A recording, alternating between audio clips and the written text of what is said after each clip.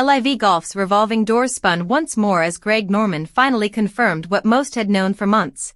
His tenure as CEO had long since ended. Norman, ousted when Scott O'Neill took over 9 months earlier, nonetheless puffed out his chest on social media with a farewell note dripping with pride and self-congratulation. He thanked his backers, claimed achievement as his legacy, and promised new adventures ahead. Gratitude aside, the move was less voluntary departure than strategic dismissal, a fact softened only by the financial cushion that comes with serving as the Saudi Public Investment Fund's front man. Norman was hired in 2021 not for his ability to negotiate or grow a sustainable business, but for his singular shamelessness. He brushed off the murder of journalist Jamal Khashoggi with a shrug, likening it to a common mistake.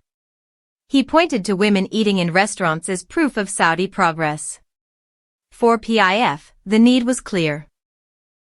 A figure who could absorb the backlash, deflect questions about human rights, and needle the PGA Tour in equal measure. Norman fit the description perfectly, delivering bluster with a smile and never once appearing embarrassed. Even in his goodbye note, Norman couldn't resist theatrical flourishes, bungling the difference between waiver and waiver while casting himself as a visionary. Past claims of innovation had amounted to little more than golf carts wired to the internet, but his enthusiasm never dimmed. That quality, his ability to recast failure as triumph, may explain his survival instinct, and why he seems more suited to a political appointment than another turn in golf. Meanwhile, LIV Golf trudges into its 4th season. O'Neill's leadership has done little to quell skepticism about the league's future.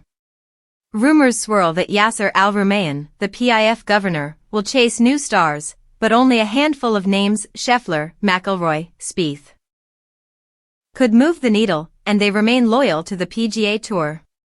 Instead, LIV continues signing players who are either promising but unproven, or aging and injury-prone. Fat contracts buy time, not credibility. Dustin Johnson may be extended, but his presence no longer shifts the narrative. The truth remains, audience growth is negligible, sponsors remain scarce without Saudi leverage, and broadcasters outside Riyadh show little interest. The real parachute is a negotiated truce with the PGA Tour and DP World Tour, the very reason Norman's exit was orchestrated. Without that, LIV risks drifting as a costly vanity project with limited global traction.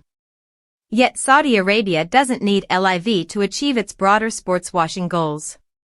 Other arenas, boxing, soccer, and now American football, provide plenty of opportunities. Tom Brady and fellow NFL names will stage a flag football game in Riyadh next March under the banner of Turkey Al-Sheikh, a close ally of the Crown Prince. Attracting faded icons for faded exhibitions costs less than bankrolling an entire golf league, and it achieves S.